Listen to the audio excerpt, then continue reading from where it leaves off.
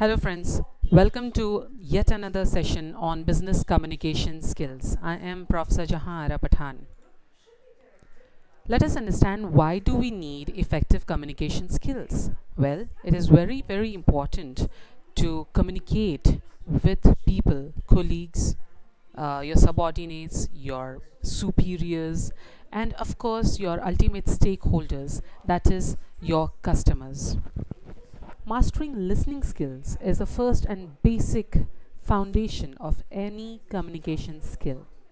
If you wish your communication skills to be effective, you need to master your listening skills. Effective body language, effective verbal communication, as well as effective non-verbal communication, apart from cross communication skills. Let us see all of these one by one in this entire session.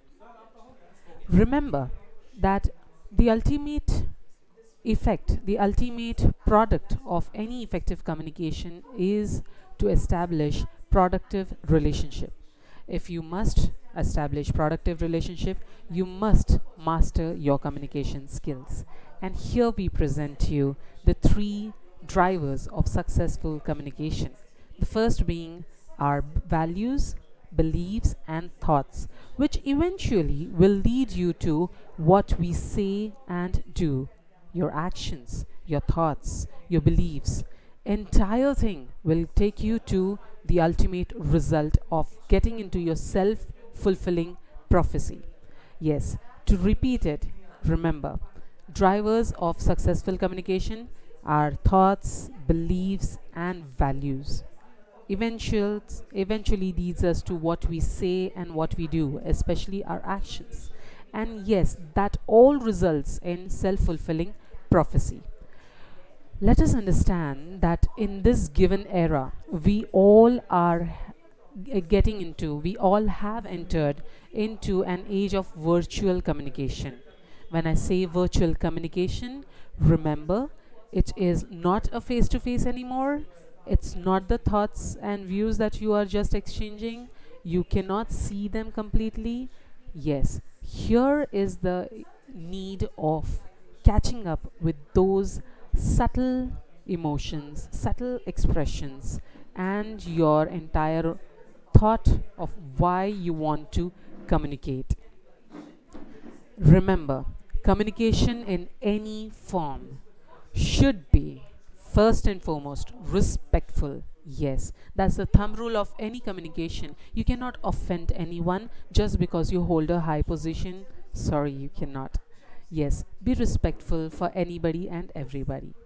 The second principle is being clear in your communication. Remember, friends, unless and until you are having a clarity of thought, unless and until you are clear with your pronunciation, this is not going to strike an effectiveness. The third principle is that the communication has to be timely. Understand the importance of timely communication. What does that mean? It means that the communication, if I am trying to ask you, suppose you text your boss today morning that, hello, sir, this is a kind reminder that we have a meeting at 12 p.m., right? Your boss looks at the message, say 11:30 a.m., and due to his all of the busy schedule, forgets to revert or even skips his mind. He gets back to you 12:30 p.m. and says, "Oh, I'm so sorry. I just got your message now." Uh-uh.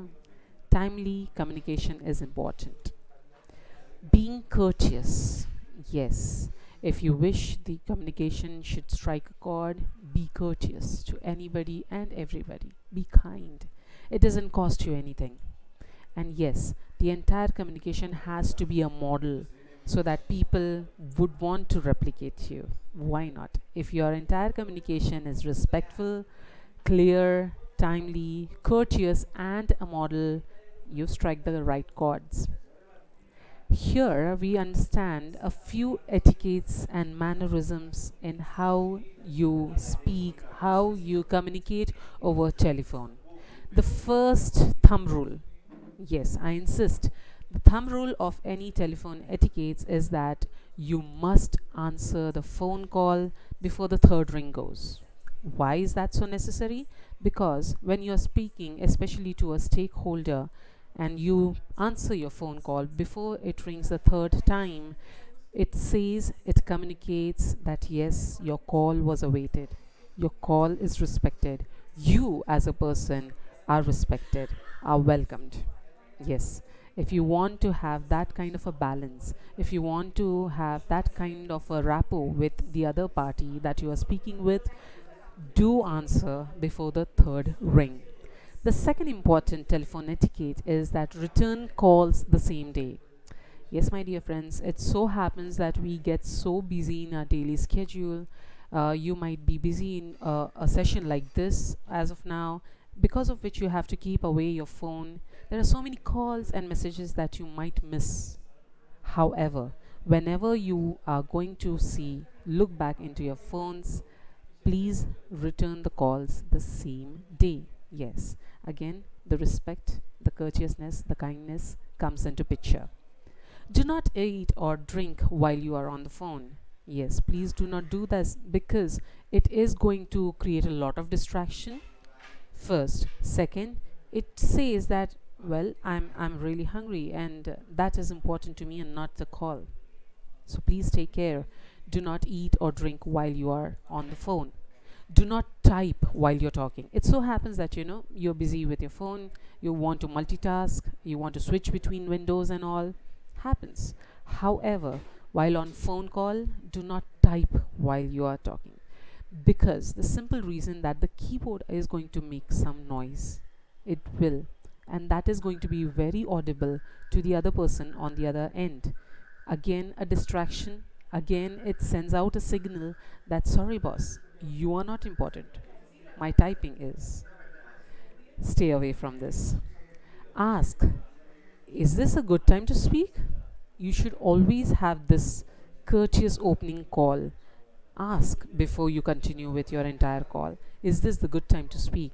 Because you never know what situation the front person is in. Might be the front person is in a meeting, is conducting a meeting or is attending a meeting in a conference or is dealing with some personal problem. Who knows?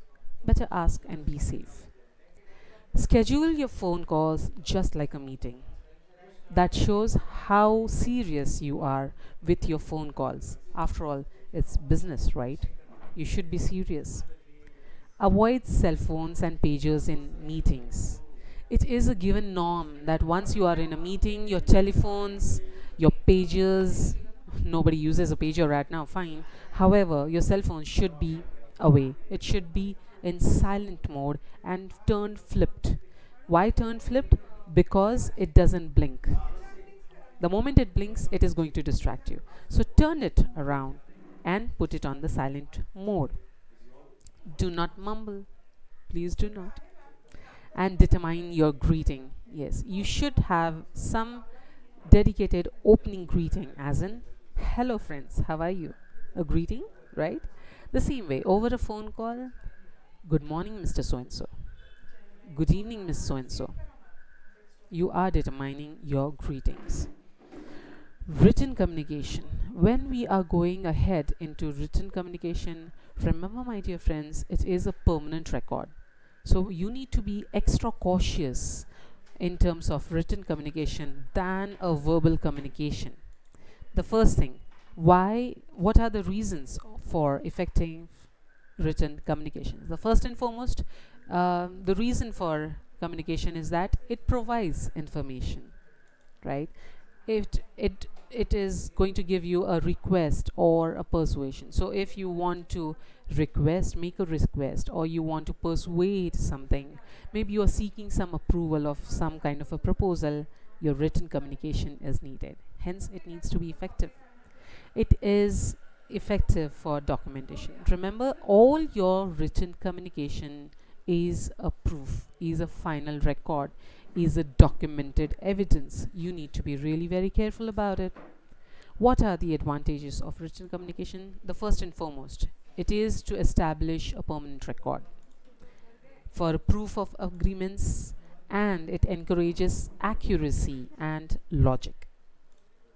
Let us now understand why is it convenient? Because you can fetch all those documents any point in time. That is the reason it is for your own convenience, written communication. Let us now understand, while we are trying to strike an effective communication with your audience, first of all, try to identify who your audience is, because your entire communication is going to depend on who your audience is. Your audience could be your supervisors, your audience could be your consumers, your audience could be your co-workers, consumers, or for that matter, consumer employers.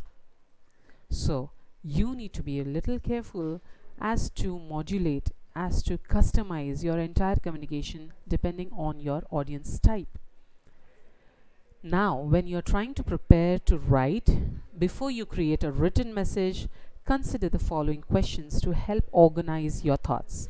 The first and foremost question that you need to consider is, what is my purpose? What is my purpose to write this entire document? That is going to decide the entire flow of your communication. What does my reader need to know about this topic? Well, if you consider this as an example, this session as an example as to what my reader needs to know about the entire topic is business communication skills. Simple as that. How do I get the audience to take an action? Well, I will give you all step-wise homework, some tasks to be completed, so that we are going to continue with in the next session. What is one key point I want my reader to remember? I want them to remember that communication needs to be effective. Before you hit that send button on your emails, remember friends, it is very important to understand what all have you written, to whom have you addressed. The reason being, again, written communication. An email is a beautiful form of your email. So, an email is a beautiful form of your written communication. It is your written communication. The grammar, spelling, and punctuation are very important. Again, why? Because it becomes a record. Very important in any business communication is to understand that you need to go through if there are any errors as to spell check, as to punctuation marks, as to the entire grammar. For this reason, it is very important for you to read out the entire email at least 3 times aloud. Why you have to do this? Because when you read out aloud anything, your brain captures for any grammatical errors, if any. Right? So remember to read the entire email thrice, minimum thrice, and then only after the confirmation about the grammar, the spell check, the punctuation marks, then you can go ahead and hit the send button. Confidentiality concerns, yes, remember what all information you are furnishing in your email. Be very careful about what kind of information it is. Is it that confidentiality into picture? Be very careful before hitting that send button. Be mindful of your content. Just because you are into some other part of your mood, it doesn't mean that you are going to speak the same mood into your email. Yes, the choice of your words will vary depending on your mood. So yes, be mindful of your content. Use out of office rules. Now, in an email settings, when you go back to your email settings, you will see that there are some out of office messages that you can configure on auto, because you might as well go on a vacation, say for 8 days, 2 days, 4 days, whatsoever. You're not available in your office, and there are some emails that are coming into your inbox. This is the correct time your out of office message, auto message, is going to hit them back, informing them that you are not available in the office, and hence there would be some delay in the revert. Alternate contact. Remember, in your signature that you mention in your email, at the end of your email, mention an alternate contact. For example, there could be 2 numbers that you are providing them to contact you. One could be a handheld phone and one could be a landline. and this shall help the other person to get connected in case the other number does not work. At the end of the entire email, remember, friends, it has to be short and sweet. Happy emailing. Coming back to our verbal communication, now this is really, really important because it is not what you say, it is how you say. Yes, most of the content doesn't matter. What matters is how you say that. This should help you get a reminiscence of the movie The Three Idiots. Yes, if you have watched that movie The Three Idiots, you would understand what I'm saying. How you say matters. Yes, coming back to it is the tone of your voice. If you see this man, he is being so happy, right? He's so cheerful while on the phone. Remember, it all matters to the pitch of your tone. The pitch of your voice matters a lot, right? You cannot be screeching and screaming on top of your voice. You cannot be very soft that you are not audible at all, right? You need to strike a perfect balance between screeching and between being very soft, and that is your exact pitching. Remember, there is no hard and fast rule as to how I'm going to pitch. Is it going to be too high a voice or is it going to be very soft? No, strike a balance. Be just audible. That matters. Be just audible. The volume has to be simply audible.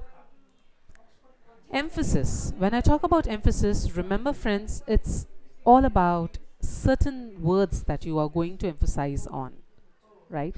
For example, yes, those examples I will cover in the later slide for you. Enthusiasm. Just consider an example. Your friend calls you up and says, "Hey, I've got promoted and I'm going to places now. Wow, I'm so on top of the world." Isn't your friend too enthusiastic? So excited about being promoted?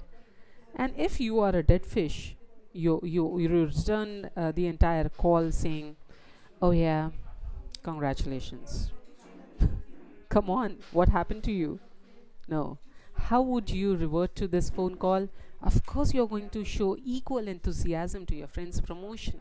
You're going to say, "Hey, congratulations, let's party." Tone of your voice. When we are coming back to the tone of your voice, let us have this example so that you get the clear understanding of what the tone of the voice should be and where the emphasis has to be. If I say, "I didn't say you were stupid," what does this mean? I repeat it for you. I didn't say you were stupid. I'm emphasizing on this word say. It means I didn't say you were stupid. I wrote maybe that you are stupid. It means that way, right? The second statement, I didn't say you were stupid. The emphasis on you means that I didn't say you were stupid. I meant somebody else is stupid. And finally, there's another example here for you. I didn't say you were stupid. The emphasis is on the word stupid. It means I didn't say you were stupid. I meant you were something else. So that is how the same statement, the same sentence, the same words are going to mean different while you are doing this intonation, right? So voice modulation is really, really important when you talk about the tone of your voice. Why do we need all this intonation? Because it is going to change the meaning. We just dealt with all of this 1, 2, 3, right? It is going to differ in the meaning. We are not robots, right? I cannot say that. I didn't say you were stupid. Come on, be human. Facial expressions. Remember, your verbal expressions are giving a lot of cue. Your verbal communication is giving you a lot of cue because of your facial expressions. You might have noticed by now, even my facial expressions keep on changing, right? It adds to the it adds that personal touch to your communication. It actually gets effective. Look at this girl. Look how she is So very happy, isn't she? Yes. Look at the other one. Oh my god, I'm so very dead fish. Something happened to me. I'm so disappointed. The stern look. Oh my god, I'm the boss. Here we come to the next part of our effective communication skills that is rightly going to be depicted with this bunny, this rabbit out there. Why is this picture here in this slide? Because I want to say the listening skills. It's not about hearing, it's about listening. So, my dear friends, let us understand the effective listening skills. Hear the message, interpret the message, evaluate the message, respond to the message. So, effective listening skills is going to be comprising of all this. Okay, I'll give you a quick example here to understand and the entire process of all this. Imagine your entire brain. You have two ears, one mouth, and one brain. So, if you are hearing a message, imagine this being an input device, your brain being something which is going to be the processing unit, and the other ear is going to be the output device. Okay, just like that. So, hear the message, evaluate, interpret the message, evaluate using your brains, and then respond to the message. It's that very simple about effective listening skills. What do you see in this entire picture? Can you guess? Right here. Get your message heard without damaging a relationship. My dear friends, it's really important to understand that in a business communication skill, we are here to establish a productive relationship at the end of it. At the end of the day, when you want to establish a productive relationship, you cannot be damaging them, right? So, here is the trick for it. Learn to flex your communication style. Remember, you can always replicate your front person. That is the best that is the best technique of flexing your communication style. Choose your words carefully. Yes, you need to. And all this is going to need a lot of practice, okay? Listen, think, and be open to ask if there are some doubts. Eventually, relax your body and face. Don't be under so much of pressure. Please, why do you need all that tension?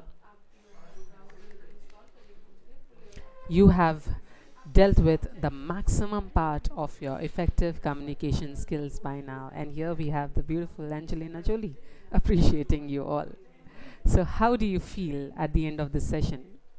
What did you learn? Did you learn the same way as this kid here? Yeah, this kid is why this picture of this kid? Because a kid is the one who is open to learning. How does this entire thing relates to you? You need to understand every bit of what we have discussed today in this session is going to be relatable in your daily lives, day in, day out. What are the steps that you're going to take at the end of this? I'm giving you a task here. List down 5 essential areas where you feel you need to work on your communication skills. By that, the next session you should be ready with your 5 areas of improvement in your communication skills. We are going to deal with them one after the other, one by one, carefully. So, how does it feel? The happy dookie? Yeah. How does it make you feel? The leftmost frowning face, the centermost smiling, or the rightmost it is excited? Do get back to me. Thank you so much for your entire thank you so much for your entire time that the engagement time that you have been here. This is a brief introduction about me. I'm a certified master trainer, a certified professional process facilitator, founding director of the J Edification. Yes, I'm a corporate trainer for that. And also, I head Innovation and Entrepreneurship Development Cell, IEDC, Corporate Communications and Branding for Pune College and PIMSE. You can reach out to me on my email ID provided here. as Jahara Pathan at punacollege.edu.in. Dear friends, you can see here is my LinkedIn Connect, the entire LinkedIn Connect. You can just scan this code and get me connected. Stay tuned for more, and good luck to you all. Happy learning.